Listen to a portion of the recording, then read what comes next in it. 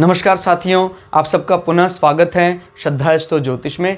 आज हम लोग कवर करने वाले हैं तुला लग्न की कुंडली में यदि शुक्र नवम भाव में बैठे हैं तो क्या फल है। हम ये भी कह सकते हैं तुला लग्न की कुंडली में मिथुन राशि का शुक्र किस प्रकार का फल देता है। इससे पहले हम लोग चैनल में सूर्य से लेकर बृहस्पति तक की कंप्लीट वीडियो रिकॉर्डिंग अपलोड कर चुके हैं। कोई भी व्यक्ति भृगु सरल पद्धति को आधार बनाकर ज्योतिष को सीखना चाहता है, हमारे चैनल को सब्सक्राइब कर सकता है। हम जल्दी ही सूर्य से लेकर राहु केतु तक 9 के 9 ग्रहों का 12 अलग अलग लग्न की 12 अलग अलग राशियों फल को अपलोड करने वाले हैं।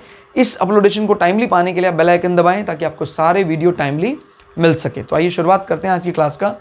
लग्न से या प्रथम भाव से अगर हम गिनते हैं तो ये आता है नवम भाव। फिलहाल यहाँ मिथुन राशि है और शुक्र बैठे हैं। नवम भाव दोस्तों क्या बताता है? नवम भाव हमारे भाग्य की बात करता है। मैं अपने आप को भाग्यवान मानता हूँ अगर नवम भाव मजबूत है, नहीं मानता हूँ, बुझा हुआ मानता हूँ क्योंकि नवम भाव कमज़ोर है। नवम भाव हमारे धर्मात्मा होने की बात भी सोसाइटी में कहते हैं भाई, एक अच्छी इमेज, धार्मिक प्रवृत्ति या मोरल वैल्यू, नैतिक मूल्य है, नवम भाव से पता लगता है।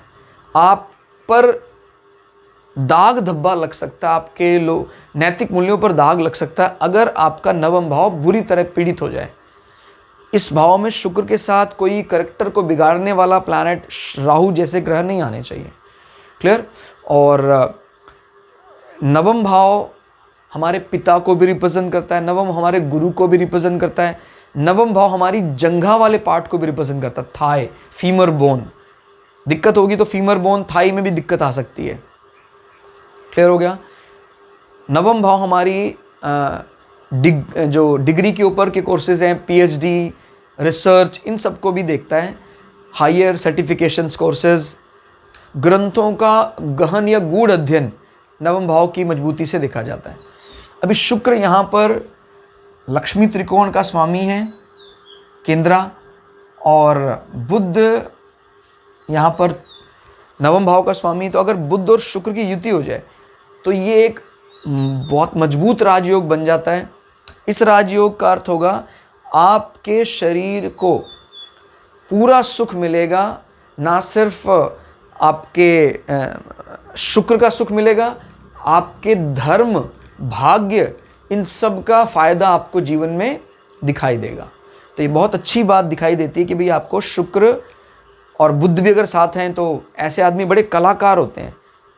गायन, वादन, नृत्य, 64 कलाओं, और बुध और शुक्र जैसे ग्रह अगर मिल जाएं तो निश्चित तौर पर ऐसा आदमी उच्च स्तर पर अपना नाम करता है, क्योंकि ये नवम भाव सबसे हाई एजुकेशन के स्तर की बात करता है। गहन मतलब इन विषयों को लेकर बड़ी अच्छी जानकारी होती है। फिर हम देखते हैं अष्टम भाव का स्वामी होकर शुक्र यहां बैठा हुआ है, अपने से 2 बैठा है, अच्छी जगह पर बैठा हुआ है।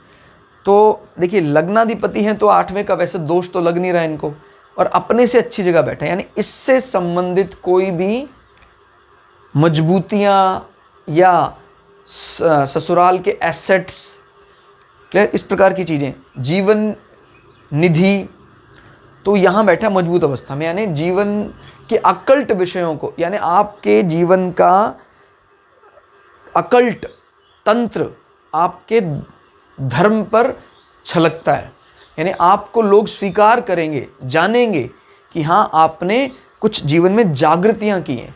जब अष्टम भाव का स्वामी पॉजिटिवली यहाँ बैठता है तो ऐसे लोगों को लोग एक्सेप्ट करते हैं कि भाई ये लोग कुछ गुप्त विद्याओं को जानने वाले हैं। पॉजिटिवली वो एक मैसेज कन्वे करता है।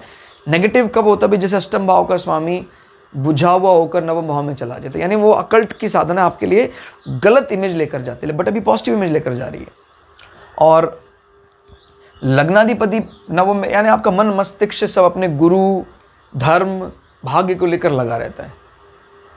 आप भाग्यवान होने का कारण मानते हैं अपने पिता को, गुरु को, इससे संबंधित कोई भी विषय है। और इनफैक्ट जब कभी भी आपका भाग्य आपको लगता है रुक रहा है, इसी को एक्टिव करो, गुरुओं से, पिता से संवाद करो, उनको धार्मिक यात्राओं पर लेकर जाओ, आपका भाग्य स्वतः चल पड़ेगा। शुक्र यहाँ बैठकर तृतीय भाव को देख रहे हैं, जहाँ पर धनु राशि, आपके भाई बहनों का संबंध जो होगा आपके साथ, वो एक अग्नि तत्व राशि के रूप में है, तो वो लोग बड़े धर्मपरायण जान पड़ते हैं, नियमों को सही गलत आंकते हैं। और शुक्र की जब नज़र पड़ती है तो शुक्र उनमें एक पोलाइटनेस झलकाता है। शुक्र हालांकि जब यहाँ बैठा था, जब आपने देखा होगा, तब इतना ज़्यादा एक्सेप्ट नहीं किया जा रहा था, लेकिन शुक्र यहाँ बैठकर, जो खुद भी रोमांटिक राशि मानी जाती है, बुध की रोमांटिक फेज, तो ये एक पॉजिटिव इमेज दर्शाता है। आपके भाई बहनों में भी प्रेम का संचार करता है। इनफैक्ट पिता ब्रिज का काम करते हैं आपके और भाई बहनों के बीच में संवाद का। इससे आपकी वाणी को भी पोलाइटनेस मिलती है। कोई भी इस हिस्से में दिक्कतें हैं, अग्नि विकार हैं, कुछ पित्त संबंधी विकार है, शुक्र की दशांतर दशा में शांत हो जाता है। क्लियर हो गया? उसकी पॉजिटिवली काट कर रहा है वो। और अगर नेगेटिवली होता तो मतलब क्या हो, जैसे पित्त और वात अगर नेगेटिवली मिल जाए नेगेटिव प्लैनेट के जरिए, तो फिर वो उससे संबंधित बीमारियों को और बढ़ा देता है। क्लियर? तो ये चीज़ को समझना है भी, पानी और अग्नि मिल गया लेकिन पॉजिटिवली। शुक्र बहुत रिस्पेक्ट करते हैं बृहस्पति की। इनफैक्ट फेवरेट राशि जो है शुक्र की, वो भी बृहस्पति की ही मीन राशि है। तो वो एक प्रकार से पॉजिटिव ही कनेक्शन दिखाता है। तो कुल मिला के नवम भाव में शुक्र बैठकर एक लक्ष्मी योग एज वेल एज, माने लक्ष्मी योग नहीं, धन योग एज वेल एज राजयोग की तरफ बढ़ रहे हैं। तो जो हमारे लिए एक शुभ लक्षण है, एक अच्छी बात है।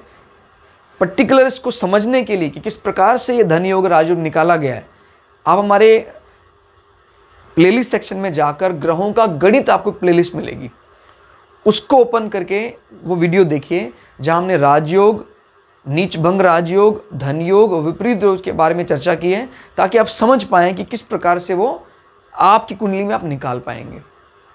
तो आज की क्लास में इतना ही। मिलते हैं अगली वीडियो में, तब तक के लिए जय श्री भगु पराशरा, जय श्री शुक्राचार्य, नमस्कार।